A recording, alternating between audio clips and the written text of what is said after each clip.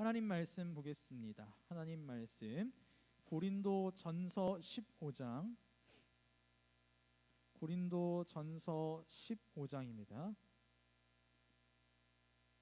고린도전서 15장 1절부터 11절 말씀 우리 한 절씩 교독합니다. 고린도전서 15장 1절부터 11절 말씀 다 찾았으면 우리 한 절씩 교독하겠습니다. 1절 제가 먼저 읽겠습니다. 형제들아, 내가 너희에게 전한 복음을 너희에게 알게 하노니 이는 너희가 받은 것이요 또 그 가운데 선 것이라.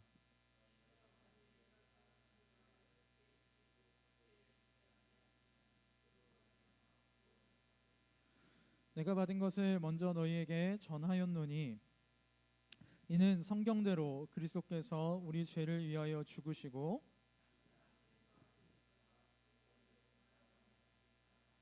게바에게 보이시고 후에 12 제자에게와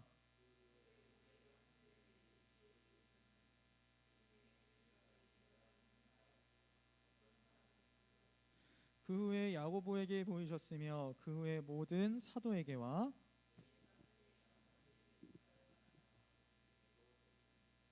나는 사도 중에 가장 작은 자라. 나는 하나님의 교회를 박해하였으므로 사도라 칭함받기를 감당하지 못할 자니라.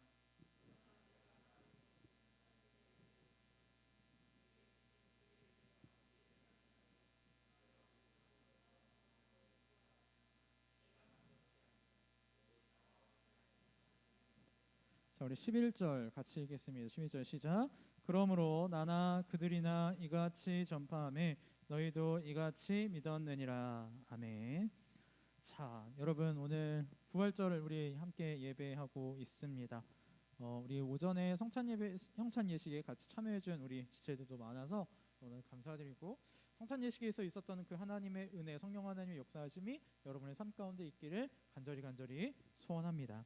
자, 오늘 우리가 읽은 이 본문은요 예수 그리스도의 부활에 대한 본문입니다. 부활절에 대해서 이제 여러 가지 우리 본문들을 가지고 있는데 어떤 말씀을 전할까 고민을 하다가 오늘 이 본문을 선택하였습니다. 여러분, 우리는 다 믿음을 가지고 살아갑니다. 그죠? 예수 그리스도를 믿는 믿음을 가지고 살아가요. 그런데 믿음에는요, 세상에 있는 모든 믿음에는 두 가지 종류로 나눌 수 있다고 저는 생각합니다. 카테고리를 딱 두 개로 나눌 수 있을 것 같아요. 첫 번째 카테고리는 뭐냐면요, 근거가 있는 믿음이고요. 두 번째 카테고리는 근거가 없는 믿음입니다. 전자, 근거가 있는 믿음을 뭐라고 이야기하냐면 확신이라고 얘기하고요. 두 번째로 근거가 없는 믿음을 맹신이라고 이야기합니다. 그렇다면 우리의 믿음은 어떤 믿음일까라는 것이죠. 우리가 예수 그리스도를 믿는다 했을 때 우리의 믿음은 근거가 있는 믿음이냐, 즉 확실한 믿음, 확신이냐, 아니면 맹목적인 믿음, 맹신이냐라는 것입니다. 여러분, 우리 모두 다 믿음을 가지고 있습니다.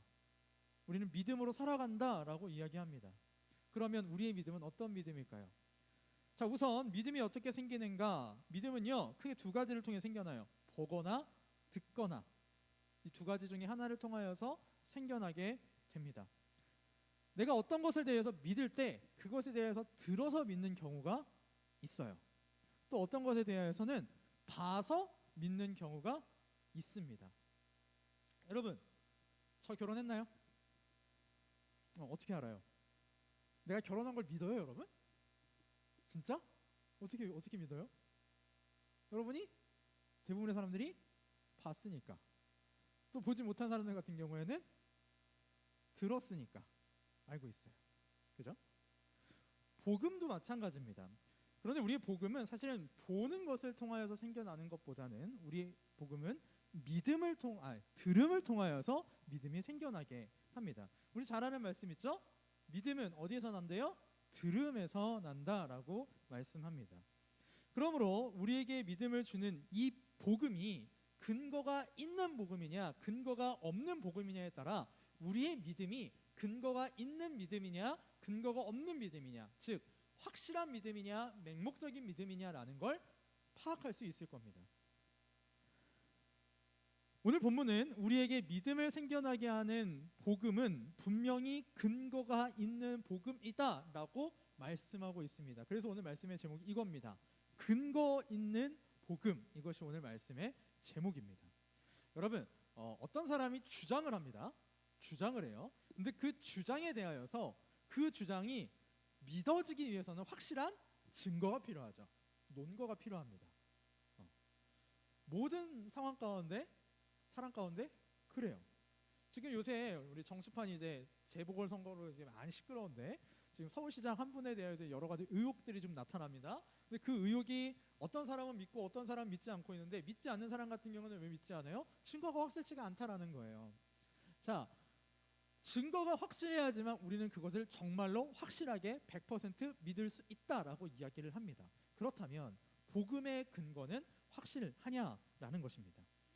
여러분, 복음이 그럼 무엇일까요? 우리 복음에 대해서는 정말 수도 없이 들어왔을 겁니다. 우리 주일학교의 서소희 선생님, 복음이 무엇이죠? 복음이 뭐예요? 잘라버릴까? 우리 중고등부 윤상희 선생님, 복음이 무엇이죠? 둘 다 잘라버릴까 보다 진짜. 여러분, 복음이 뭐예요? 복음을 혹시 설명할 수 있다. 복음에는요, 핵심 키워드가 두 개가 있어요. 이게 기독교 복음의 핵심이에요. 키워드 두 개. 지난주하고 이번 주만 생각하면 답이 나와요. 뭘까요? 첫 번째, 십자가의 죽으심이 복음의 첫 번째 키워드고요. 두 번째 키워드는 오늘을 생각하면 돼요. 부활이에요. 자, 이제 두 분 이제 답할 수 있죠? 복음이 무엇이냐? 예수 그리스도의 십자가 죽으심과 부활하심이 복음이에요. 왜 이게 복음이냐면 예수 그리스도께서 십자가의 죽으심으로 말미암아 우리의 모든 죄를 다 해결하셨다는 거거든요. 해결하셨다는 거예요. 그래서 우리는 이제 죄인이라고 취급받지 않아요. 그런데 이따가도 얘기했지만 여기서 끝나면 복음이 반쪽짜리예요. 우리의 죄가 해결되었다고 해서 우리가 구원받았다라는 이야기는 아닙니다. 죄가 해결되고 나서 한 걸음 더 나가야 되는데 그 한 걸음이 무엇이냐면 부활이에요. 이따가 우리 부활에 대해서 조금 생각해 보면서 이야기를 하겠지만, 부활을 통해서 우리는 구원의 자리까지 나아가게 되고 구원받은 사람의 삶을 살아갈 수 있게 됩니다. 자, 제가 이 얘기를 왜 했냐면 예수 그리스도의 십자가 죽으심을 믿지 않아요. 그러면 그건 복음을 믿는 걸까요? 이거요. 십자가 죽으심을 믿지 않는데 부활은 믿어. 그러면은 복음을 믿는 겁니까? 물론 이 말 자체가 논리적으로 말이 안 되죠. 죽음을 믿지 않는데 부활을 믿는다? 이거 말이 안 돼요. 그럼 반대로 해볼게요. 예수 그리스도의 십자가의 죽으심은 믿어요. 근데 부활은 믿지 않아요. 복음일까요, 이게? 아니요, 이건 복음이 되지 않아요. 복음은 반드시 이 두 가지가 충족돼야 됩니다. 예수 그리스도의 십자가 죽으심과 부활이 모두 다 갖춰져 있어야 돼요. 이 둘 중에 하나라도 흔들린다면 그건 복음이 될 수 없습니다. 오늘 제가 사용하는 표현으로 하자면 예수 그리스도의 죽으심, 예수 그리스도의 부활 둘 중에 어떤 하나라도 맹신이 된다면, 증거가 없는, 근거가 없는 믿음이 된다면 우리의 믿음은 헛것이 될 겁니다. 자, 우리 말씀 한 군데만 잠깐 읽고 가겠습니다. 제가 PPT는 안 넣어놨는데 본문 17절이에요. 15장 17절 말씀 한번 같이 읽어볼까요? 고린도서 15장 17절 같이 한번 읽어봅시다. 시작. 그리스도께서 다시 살아나신 일이 없으면 너희의 믿음도 헛되고 너희가 여전히 죄 가운데 있을 것이요. 자, 짧게 바꿔서 말할게요. 부활이 가짜면 너희의 믿음은 가짜다라고 사도 바울이 이야기하고 있습니다. 여러분, 고린도서 15장에는요 별칭이 있어요. 우리 성경에 보면 몇 가지 별칭이 붙은 장들이 있는데 그게 고린도전서에 많이 몰려 있어요. 예를 들면 고린도전서 13장을 뭐라고 하는지 아는 사람? 사랑장이라 그래요. 12장 고린도전서 12장 은사장이라고 이야기해요. 히브리서 11장은 믿음장이라고 이야기를 합니다. 자, 근데 고린도서 15장은요 어떤 별칭이 붙었냐면 부활장이라는 별칭이 붙었어요. 여러분, 우리 지금 의도치 않게, 우리 다음 주도 원래는 고린도전서를 이제 쭉 살펴보는 주니까 의도치 않게 고린도전서를 지금 3주 연속 살펴보고 있는데, 3주 연속으로 살펴볼 거예요. 오늘 2주 차고. 우리가 익히 성경을 배워서 아는 대로 고린도 교회는 많은 문제를 가지고 있었던 교회였습니다.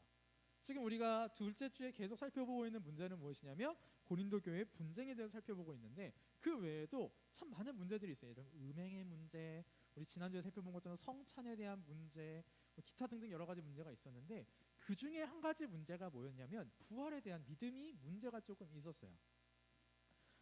고린도 교회 사람들 중에는 이 부활을 저게 진짜일까? 사람이 죽었다가 살아나는 게 말이 되나? 그걸 의심하는 사람들이 있었습니다. 사도 바울은 이에 대해서 부활은 진짜다, 너희가 믿는 부활이라는 그 복음은 분명한 근거가 있는 진짜 복음이다 라는 걸 15장에 길게 설명을 하고 있습니다. 여러분 15장이 총 몇 절로 되어 있냐면요, 58절로 되어 있어요. 고린도 전서 중에 제가 아는 한 제일 길어요. 그러니까 분쟁을 제외한 다른 이야기 중에서 정말 길게 부활에 대해서 사도 바울이 차근차근 설명을 해주고 있습니다. 왜일까요? 그만큼 부활이 중요하기 때문에 그렇습니다. 부활은요, 기독교 신앙, 기독교 복음의 핵심 중에 핵심이에요. 메인 포인트 오브 메인 포인트가 부활입니다. 예수 그리스도의 숙제의 죽음만 있었다면 아까 말한 것처럼 그 복음은 완전하지 않아요. 반드시 부활까지 연결돼야 됩니다. 자, 그렇다면 우리가 믿는 부활이 어떤 근거를 갖고 있느냐, 어떤 근거가 있길래 이 부활이 근거 있는 복음이 되어서 우리의 믿음이 맹신이 아니라 확신이 되게 만들어주느냐, 오늘 그 내용을 한번 살펴보도록 하겠습니다. 자, 오늘 본문 1절로 2절을 보니까요, 이렇게 말씀합니다. 형제들아, 내가 너희에게 전한 복음을 너희에게 알게 하노니 이는 너희가 받은 것이 아니요 또 그 가운데 선 것이라. 너희가 만일 내가 전한 그 말을 굳게 지키고 헛되이 믿지 아니하면 그로 말미암아 구원을 받으리라 라고 말씀합니다. 사도 바울이 고린도 교회에 복음을 전해 주었대요. 그 복음은 예수 그리스도의 십자가와 부활이라는 복음이었습니다. 그런데 이 십자가 부활이라는 그 복음, 여기 2절에 있는 대로 내가 전한 그 말을 굳게 지키고 헛되이 믿지 않으면 구원을 받는다라고 사도 바울이 이야기하고 있습니다. 자, 한번 뒤집어 봅시다. 십자가의 죽으심과 부활을 믿지 않으면, 둘 중에 하나라도 믿지 않으면 너희는 구원을 받았다 못 받았다? 못 받았다라는 논리가 되겠죠. 그것처럼 사도 바울은 복음을 굳게 믿어야 된다, 즉 내가 너희에게 전한 그리스도의 십자가와 부활을 믿어야지만 너희가 구원을 받는다. 그런데 믿으라고 사도 바울은 강요하지 않아요. 사도 바울은 합당한 근거를 제시합니다. 자, 어떻게 제시를 하느냐, 총 3가지 증거를 제시를 하고 있는데, 첫 번째 증거가 뭐냐면 성경이 증거다라는 겁니다. 우리 본문 3절로 4절 같이 한번 읽어봅시다. 3, 4절 시작.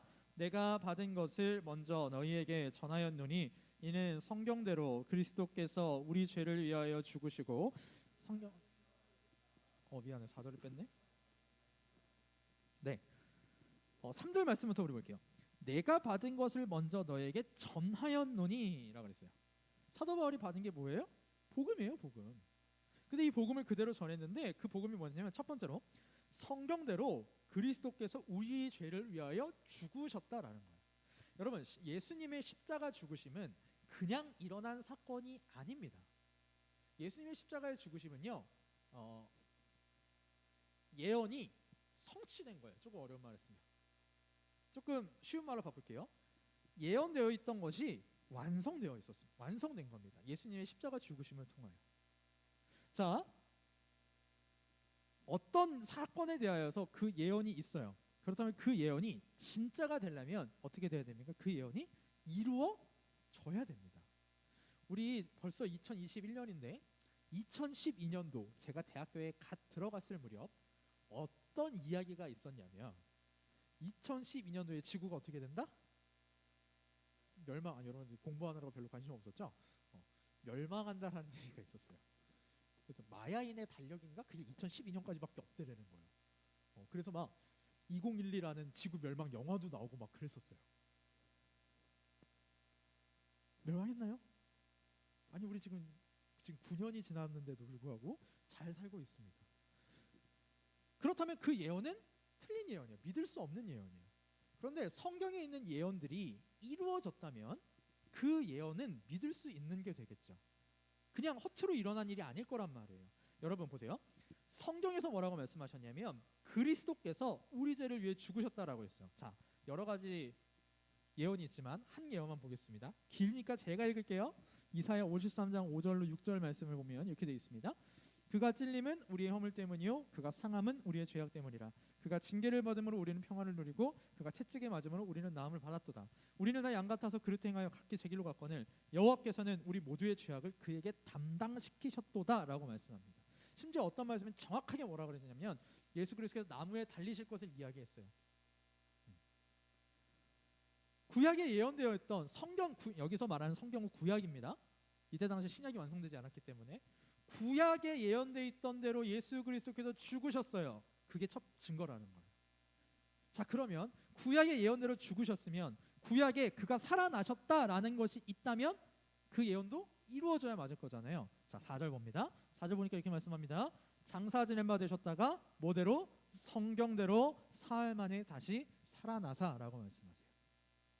자, 그럼 성경대로 사흘 만에 살아나셨다. 이것도 역시 구약 성경에 증거가 있어야 할 것입니다. 시편 16편 10절 말씀을 보면 이런 말씀이 있어요.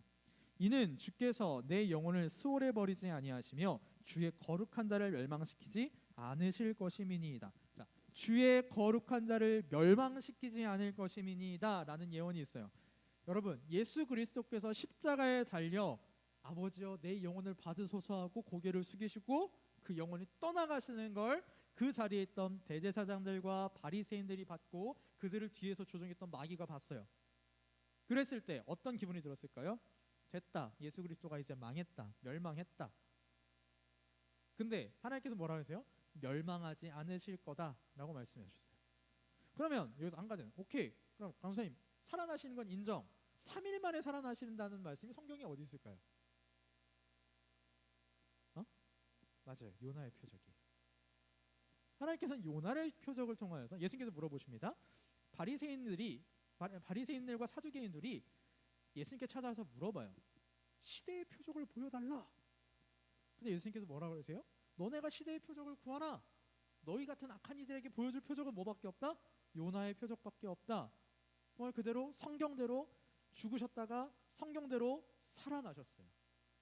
여러분, 이 외에도 구약에 예언된 수많은 예언들이 예수님을 통해서 성취되었어요. 마태복음을 보면 그 사실을 정말 직접적으로 말을 합니다. 여러분, 마태, 마가, 누가, 요한복음에 우리 사복음서가 있는데 각 복음서마다 특징이 있어요. 우리 작년이죠.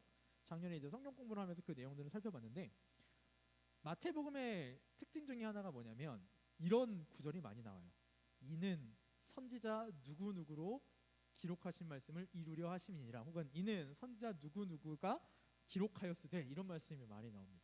마태복음에서 초점은 뭐냐면 예수 그리스도께서 구약의 선지자들이 예언하셨던 그 메시아다라는 것을 보여주는 거거든요. 그것들이 정말 예수 그리스도를 통하여 수도 없이 이루어집니다. 예를 들어 볼까요?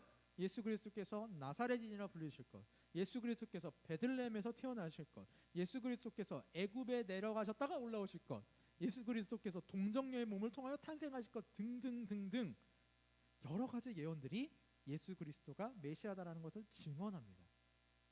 즉 사도 바울은 이런 구약의 예언들을 갖다 대면서 봐라, 너네가 성경을 믿는다고 하는데 그 성경이 예수 그리스도의 죽으심과 부활을 증거하고 있다라는 겁니다. 여러분, 우리 청년부한테 질문 하나 해보겠습니다. 여러분, 성경이 하나님의 말씀이라고 믿으세요? 믿으십니까? 그렇다면 우리는 그 성경이 증거하는 바 예수 그리스도의 부활이 사실이라고 믿는 거죠. 물론 성경이 하나님의 말씀이다라는 것 역시 여러 가지 증거들을 찾을 수는 있습니다. 근데 그것까지 얘기하면 오늘 너무 삼천포로 빠지기 때문에 정리하도록 하고요.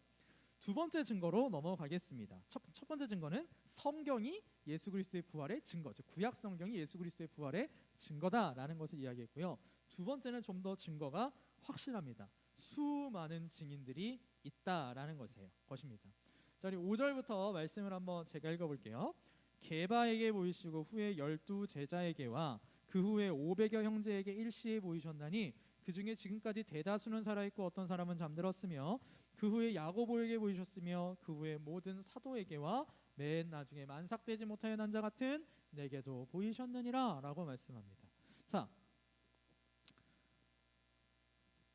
증거가 되기 위해서는요, 어떤 구체적인 사물도 증거가 될 수 있어요. 우리 법원에서 한번 법원의 모습을 한번 상상을 해봅시다. 자, 판사가 시시비비를 가려야 돼요. 재판을 해야 돼요. 근데 우리나라는 증거주의를 채택을 합니다. 증거가 있어야 돼요. 예를 들어 A라는 사람이 누구를 죽였어. 그러면 증거가 분명히 있어야 한다라는 겁니다. 그죠? 그런데 증거 말고도 그 증거와 똑같은 효력으로 인정받는 게 있어요. 그게 뭐냐면 증언입니다. 증인들이 증언을 해주는 거예요. 이 사람이 이 사람을 살해했다라는 걸 확실하게 할 수 있는 증거가 없어요. 뭐 흉기가 나온 것도 아니고 CCTV에 찍혀 있는 것도 아니에요. 그런데 그 장면을 누군가가 봤습니다. 그래서 그 사람이 나와서 증언을 해주죠. 저 사람이 이 사람을 언제 찔렀습니다. 자, 근데 문제는 뭐냐면 증인 한 사람의 증언만으로는 약간 불확실하죠.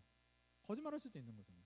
그런데 전혀 개연성이 없는 몇 사람이 증언을 한다면 그 증언은 퍼즐 조각을 이렇게 맞춰봤을 때 사실이구나라고 확신할 수 있을 겁니다. 사도 바울이 지금 제시하고 있는 방식이요, 그 방식이에요. 예수 그리스도께서 부활하신 게 정말 많은 사람들에게 보여졌다. 부활하신 예수 그리스도를 정말 많은 사람들이 보았다라는 겁니다. 누가 봤는지 한번 볼게요. 5절에 보니까 게바에게 보이셨대요. 그래서 게바는 누구냐면 베드로입니다. 베드로에게 보이셨대요. 또 12제자에게 동시에 보여졌대요. 6절, 그 후에 500여 형제에게 일시에 보이셨답니다. 그 중에 어떤 사람, 지금까지 대다수는 살아있고 어떤 사람은 뭐 죽기도 했고, 또 누구에게 보이셨냐면 야고보에게 보이셨어요. 여기서 야고보는 누구냐면 우리 성경에 보면 히브리서 다음에 야고보서 나와 있죠. 우리 잘 아는 말씀이 기록되어 있는 행함 없는 영혼 없는 몸이 죽은 것 같이 행함 없는 믿음은 죽은 것이라는 그 말씀이 기록되어 있는 그 야고보서. 그 야고보서는 누가 썼냐면 예수 그리스도의 동생 야고보가 썼어요. 그 야고보입니다. 그 야고보에게도 나타나셨고 또 모든 사도에게도 나타나셨는데 여기서 모든 사도는 12사도 플러스 알파예요. 왜 그러냐면 구약 성경을 보면 사도라는 표현에 대해서 조금 넓게 사용을 하거든요. 신약 성경을 보면, 그러니까 쉽게 말하면 복음 증거자들, 많은 복음 증거자들에게 나타나셨고 또 맨 나중에 누구에게 나타났어요? 바울에게도 나타나셨다. 한 사람이 본 게 아니라 여기만 보더라도 대충 몇 명이냐면 한 513명, 513명? 14명, 514명에게 나타나, 514명에게 나타나셨네요. 근데 사실은 이 외에도 복음서를 보면 이 사람들 외에도 더 많이 나타나셨어요. 우리 오늘 오전 예배 때도 배웠듯이 막달라 마리아에게 나타나셨고 여자들에게도 나타나셨고 또 중간에 빠져 있어요. 엠마오로 가는 두 제자에게도 예수님은 나타나셨어요. 부활하신 모습으로 나타나셨어요. 이 수많은 사람들이 다 봤다라는 겁니다. 자, 여러분, 아까도 제가 제 결혼 얘기를 했지만 이 자리에 앉아있는 우리 청년부 대다수는 제 결혼의 증인이에요. 그죠? 그거에 대해 이야기도 할 수 있어요. 축가를 부르는데 윤희의 마이크가 안 나오기도 했었고 막 이런 얘기까지 다 할 수 있는 우리는 증인들이에요. 그죠? 그 누구도 제가 결혼했다라는 걸 거짓말하지 마라고 이야기할 수 없어요. 증거도 있거니와 이렇게 많은 증인들이 있기 때문에. 네, 예수 그리스도의 부활이 그렇다라는 겁니다. 사도 바울은 정말 수많은 사람들이 예수 그리스도께서 살아나신 걸 보았어. 이건 부정할 수 없는 거야. 하나님 예수 그리스도의 부활은 사실이야라고 두 번째로 이야기를 하고 있는 것이죠. 마지막 세 번째 증거가 뭐냐면요, 사도 바울 자기 자신이 부활의 증거라는 거예요. 이게 무슨 소리냐? 이 말씀 한번 살펴보도록 하겠습니다. 9절 10절 같이 한번 해봅시다. 9절 10절 시작. 나는 사도 중에 가장 작은 자라. 나는 하나님의 교회를 박해하였으므로 사도라 칭함받기를 감당하지 못할 자니라. 그러나 내가 나된 것은 하나님의 은혜로 된 것이니 내게 주신 그의 은혜가 헛되지 아니하여 내가 모든 사도보다 더 많이 수고하였으나 내가 한 것이 아니요 오직 나와 함께 하신 하나님의 은혜로라. 여러분, 지금 사도 바울이 부활에 대한 증거들을 이렇게 제시를 하고 있는데요. 9절 10절은 그 증거로 보기에는 이게 왜 들어갔지? 싶은 구절입니다. 이게 어떤 의미냐면요. 보세요. 사도 바울이 뭐라고 얘기를 하냐면 하나님께서 부활하신 예수 그리스도께서 맨 나중에 만삭되지 못하여 태어난 자 같은 나에게 나타나셨다. 근데 그래서 나를 사도로 삼아 주셨는데 나는 사도 중에 가장 작은 자다라고 이야기를 합니다. 왜 사도 중에 가장 작은 자냐? 나는 하나님의 교회를 뭐 했다라는 거예요? 박해했대래요. 여러분, 사도 바울이 하나님의 교회를 박해했나요? 네, 박해했어요. 대강 박해한 게 아니라요, 정말 앞장서서 행동대장격으로 박해했어요. 스데반 집사가 순교할 때 그 스데반에게 돌을 던지는 사람들의 옷을 지키고 있던 사람도 사도 바울이었고요. 다마스쿠스로 신자들을 체포하러 영장까지 발부받아서 앞장서서 갔던 사람이 사도 바울입니다.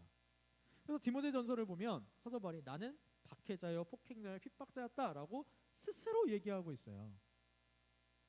자, 근데 10절에 보니까 이렇게 시작해요. 10절 그러나라고 시작해요. 내가 박해자였고 하나님 앞에서 정말 죄인이었는데 근데 내가 지금은 하나님의 은혜로 지금의 내가 되었어. 그 지금의 바울의 상태가 어떤 상태냐면 모든 사도보다 더 많이 수고하는 상태라는 거예요. 여러분, 사도 바울이요 정말로 과거에 박해했던 그 사도 바울이 맞나 싶을 정도로 180도 변해서 어마어마한 수고를 겪으면서 복음을 증거를 했어요. 우리 고린도후서 말씀을 보면 그것이 잘 나타나 있는데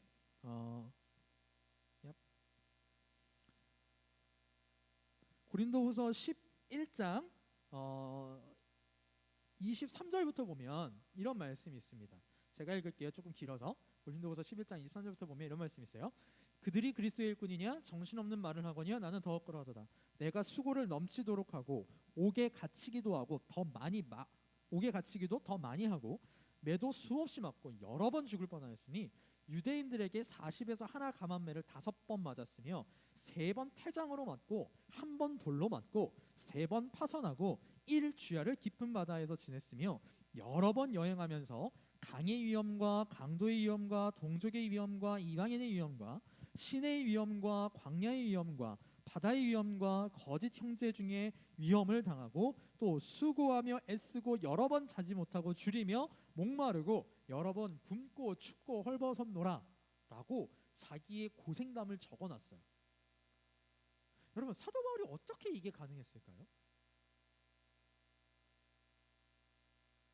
사도 바울은 원래 예수 그리스도를 믿는 사람이 아니었거든요. 근데 사도 바울이 다메섹 도상에서 부활하신 예수를 만나고 이 사람이 이렇게 바뀌어버린 거예요. 자, 그런데 사도 바울이 다메섹 도상에서 예수님을 봤을 때요, 그 주위에 있던 사람들이 다 예수님을 본 게 아니에요. 바울만 봤어요. 자, 한번 상상을 해봅시다. 내가 바리새인이에요.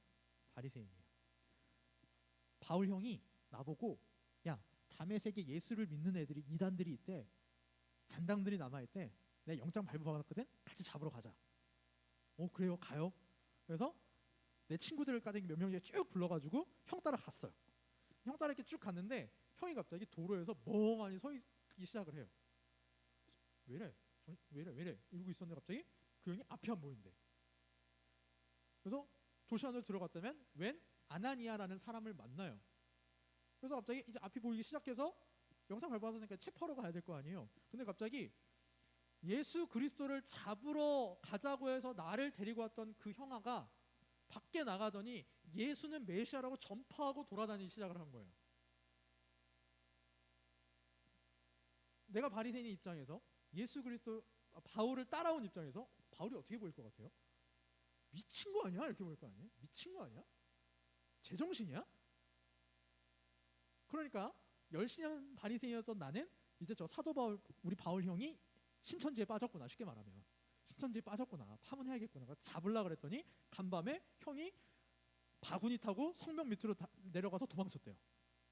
얼마나 어이없는 상황이에요. 여러분, 초대교회 당시에 바울의 이런 과거를 모르는 사람이 있었을까요? 없어요. 없어요. 그리고 여러분, 바울이 예수 그리스도를 봤다라는 그 증거는 어떻게 보면 명확하지 못한 증거예요. 왜? 예수 그리스도를 바울이 본 건 누구만 알아요? 바울만 알아요. 그래서 바울이 이걸 덧붙이는 거예요. 자, 내가 예수 그리스도를 봤는데 그 증거가 뭐냐면, 봐, 내가 이렇게 180도 바뀌었잖아. 이게 아니면, 내가 부활하신 예수님을 만나지 못했으면, 예수 그리스도의 부활이 사실이 아니면 내가 미쳤다고 그렇게 바뀌겠니? 바울이 지금 그 논리를 제시하고 있는 겁니다. 내가 사도로서 더 많이 수고한 이유가 뭔지 알아? 내가 부활한 예수님을 만났기 때문이야. 그 은혜를 받아서 그 은혜로 인하여 나는 지금의 사도 바울이 된 거야. 교회를 핍박하던 내가 다른 사도보다 더 많이 수고하고 고생하면서까지 복음을 증거하고 사도의 사명을 감당하는 거, 그거 자체가 예수님이 부활하신 증거가 돼. 나를 봐. 내 삶이 예수 그리스도의 부활하신 증거야. 부활하신 예수님을 만나지 않았으면 나는 절대로 이런 삶을 살 수 없어 라고 이야기합니다. 여러분, 근데 이게요, 바울 사도만의 일이 아니었다는 거예요. 우리 앞에 나와 있는 게바부터 시작해서 야고보, 12 제자, 수많은 사도들 모두 다 그런 사람들입니다. 대체 예수 그리스도가 뭐길래 죽음의 자리까지 나아갈 수 있을까요? 3절부터 8절에 기록되어 있는 5절부터 8절에 기록되어 있는 그 사람들 있잖아요. 그 사람들은 거의 대부분 죽음의 자리까지 나아간 사람들이에요. 사도 베드로는 부활하신 예수님을 만나고 나서 어느 자리까지 나가냐면 십자가에 못 박혀 죽는 자리까지 나아가요. 전승에 의하면 사도 바울은 십자가에 거꾸로 못 박혀 죽었대요.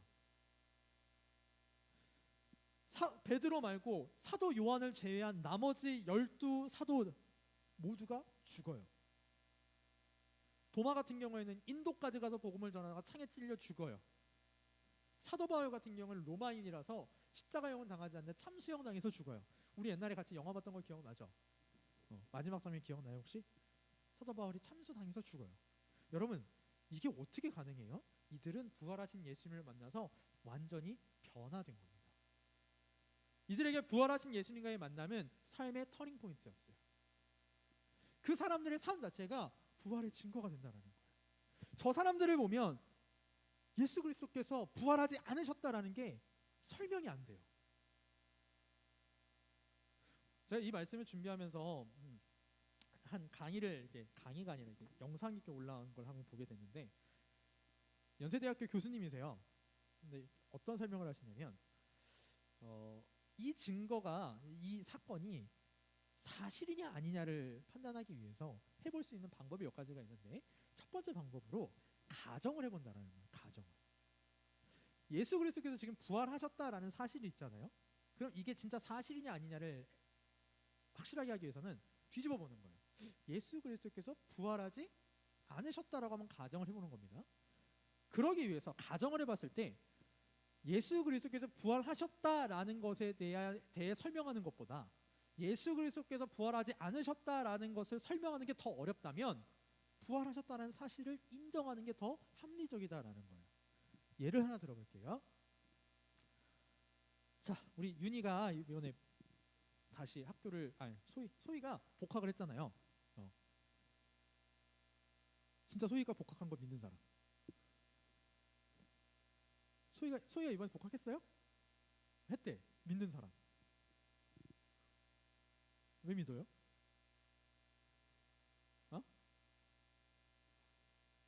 그냥 소희 자체가 되게 믿음이 가는 사람이에요? 아무 근거 없이 그냥 나 복학했어요 그러면 이게 믿는 거예요? 여러분, 그건 내가 아까 맹신이라고 그랬잖아요. 자, 그러면 이 사실에 대해서 반대로 한번 까봅시다. 소희가 복학하지 않았다라는 사실을 한번 해봅시다.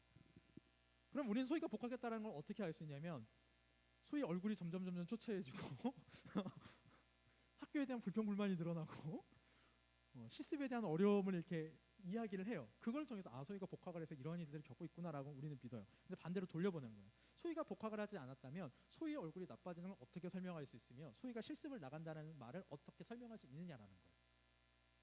그게 더 어렵잖아요. 부활도 똑같아요. 부활을 했다는 그 역사적 사실이 우리가 지금 본 것대로 성경이 증거하고 많은 증인들이 있고 그 증인들의 삶이 변한 게 증거를 하는데, 그걸 역으로 바꿔서 부활하지 않았어 라고 증거하기가 너무, 설명하기가 너무 어려워요. 자, 한 걸음 더 나가봅시다. 그래서 사도 바울은 이러한 예수 그리스도의 부활에 대하여서 어떻게 전했냐면 이렇게 했어요. 11절. 그러므로 나나 그들이나 이같이 전파하매 너희도 이같이 믿었느니라 라고 말씀하시죠. 부활을 확실히 경험해서 진짜 예수 그리스도께서 나를 위해 십자가에서 죽으시고 부활하셨다라는 그 사실이 명백하기 때문에 사도 바울과 그 위에 있었던 게바를 비롯한 12제자, 야고보 500여 형제들 목숨 걸고 나가서 복음을 증거했다라는 거예요. 부활을 증거했다라는 거예요. 여러분, 오늘 말씀의 제목이 근거 있는 복음이었어요. 근거 있는 복음의 핵심은 부활입니다. 사실 밖에 나가서 물어보세요. 예수 그리스도께서 죽으셨다는 게 믿어집니까? 대부분은 믿는다 그럴 거예요. 예수 그리스도께서 부활하셨다는 게 믿어집니까? 그거는 뻥 아닐까요? 최소한 30%는 최소한 그렇게 얘기할 것 같아요. 최소한 30%. 부활이 빠지면 복음은 가짜예요. 부활이 빠지면 신자의 삶은 아무 소망 없는 불행한 삶입니다. 우리 아까 읽어봤던 17절로 19절 말씀 다시 한번 읽어볼까요? 17절로 19절 다시 한번 읽어봅시다. 시작. 그리스도께서 다시 살아나신 일이 없으면 너희의 믿음도 헛되고 너희가 여전히 죄 가운데 있을 것이요, 또한 만일 그리스도 안에서 우리가 바라는 것이 다만 이 세상의 삶뿐이라면 모든 사람 가운데 우리가 더욱 불쌍한 자이리라. 사도 바울은 이 말 간단하게 제가 요약해 볼게요. 부활이 없으면 니네는 제일 불쌍한 것들이야. 왜 세상 살면서 이 고생하면서 살아요? 부활이 없으면 아무런 의미가 없어요. 단 이 복음을 믿으면요, 부활의 능력이 우리에게 임합니다. 여러분, 예수 그리스도를 만난 사람들이 삶이 180도 바뀌었죠. 특히 사도 바울이 가장 드라마틱하게 바뀌었죠. 그게 가능했던 이유는 뭐냐면요, 부활하신 예수님의 능력이, 그 부활의 능력이 사도 바울에게 임했기 때문이에요. 그냥 만난다고 변하지 않아요. 만난다고 변하지 않아요. 앞으로 여러분들의 인생 가운데 누군가를 만났어요. 만남으로 인해서 삶이 변화되는 경우 많지 않아요. 그 사람에게 지속적으로 영향력을 받으면 변할 수 있어요. 예를 들어볼까요? 여러분들이 빌 게이츠를 만났다고 합시다. 빌 게이츠를 만나서 빌 게이츠의 이야기를 쭉 들었어요. 자기가 어떻게 성공을 했는지. 그거 한다고 그렇게 변할 수 있을까요?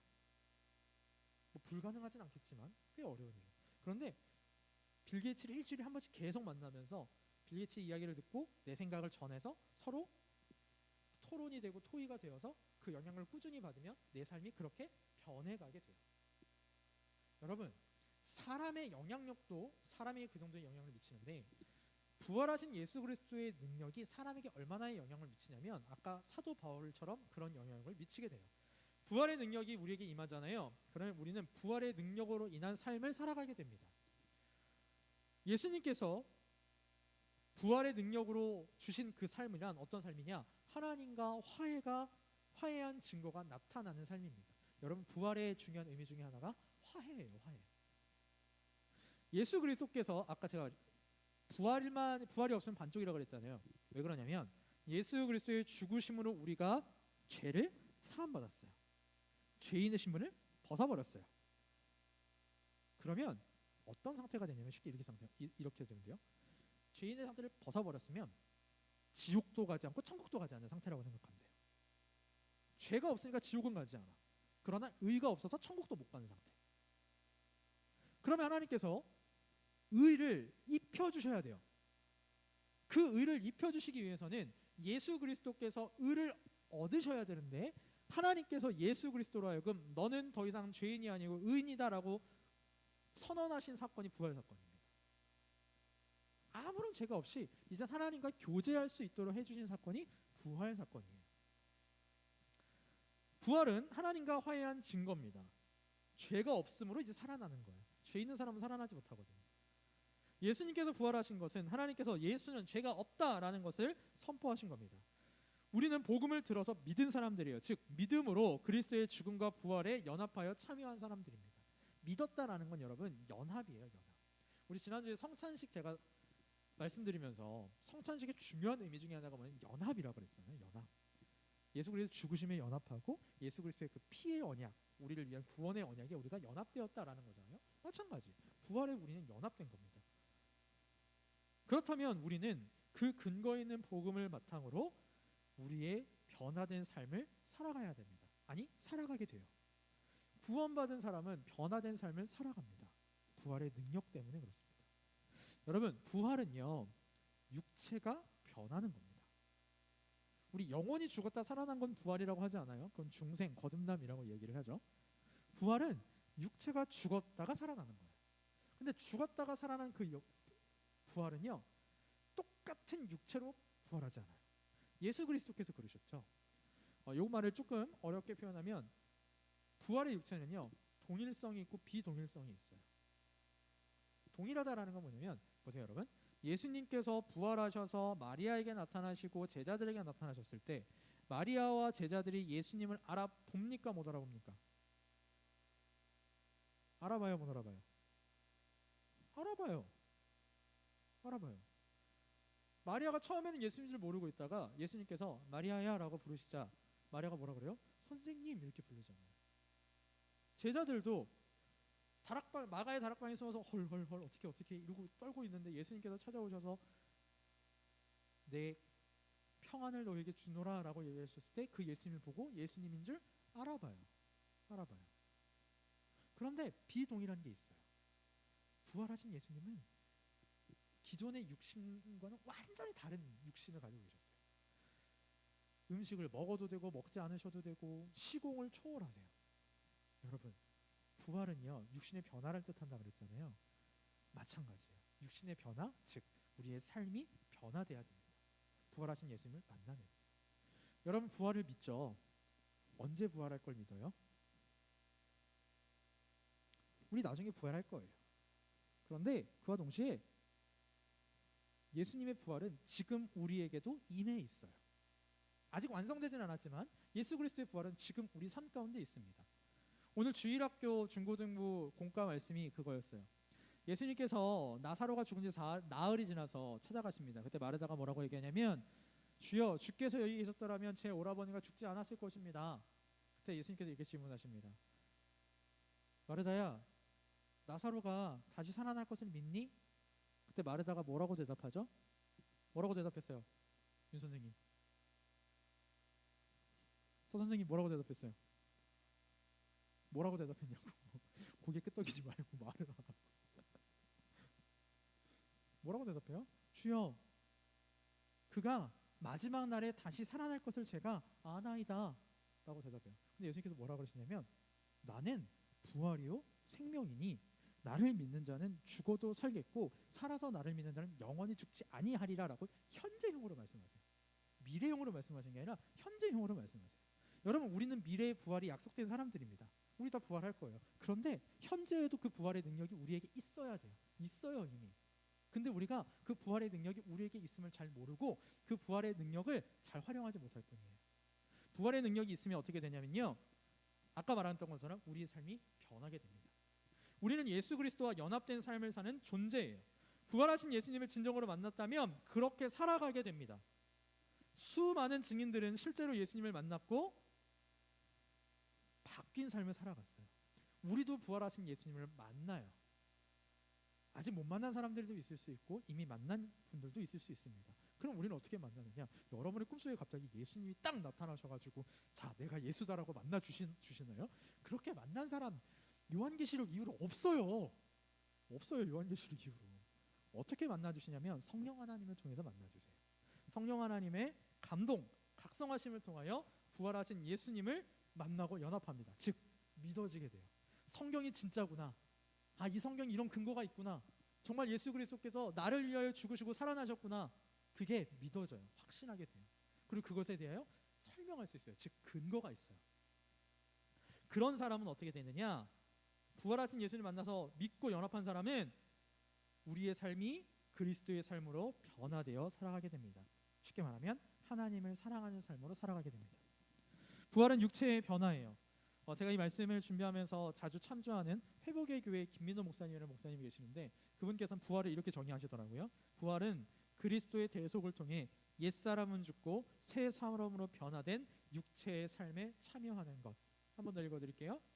그리스도의 대속을 통해 옛사람은 죽고 새 사람으로 변화된 육체의 삶에 참여하는 거예요. 즉 우리가 부활의 능력이 있다면, 부활을 믿는다면 우리의 삶이 변화되어야 됩니다.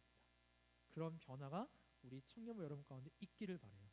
근데 이건 내가 한다고 되지 않아요. 아까도 말했죠. 성령 하나님께서 만나게 해주셔야지만 그 그리스도의 능력으로 살아가게 돼요. 그리고 이미 그 그리스도의 능력을 받았음에도 불구하고 못 살 수 있어요. 그럼 그때는 어떻게 해야 될까요? 그것 때문에 기도하는 거란 말이에요. 그것 때문에 기도하는 거고요. 그것 때문에 성찬에 참여하는 거고요. 그것 때문에 세례에 참여하는 거고, 그것 때문에 매주 말씀 듣는 거예요. 은혜 받기 위해서. 우리 사랑하는 나는 청년부 여러분 모두는 근거 있는 복음을 통해 확실한 믿음, 특별히 부활에 대한 확실한 믿음이 여러분 가운데 오늘 이 시간 더더욱 단단해지기를 간절히 바랍니다. 그리고 그 단단해진 믿음으로 말미암아 우리의 삶이 부활한 예수 그리스도와 연합된 삶, 하나님을 사랑하는 삶, 그 삶을 살아가는 우리 청년부 여러분 되시기를 간절히 소원합니다. 자, 우리 시간 다 같이 함께 잠깐 통성으로 기도하겠습니다. 하나님, 우리의 삶 가운데 부활의 능력이 나타나게 하여 주시옵소서. 우리와 만나주신 그 부활의 예수님을 더욱더 신뢰하게 하여 주시고, 그 부활하신 예수님과 늘 연합하여 동행하는 삶을 살아갈 수 있도록 성령 하나님 우리를 인도하여 주시옵소서. 시간 다 같이 함께 통성으로 기도하겠습니다.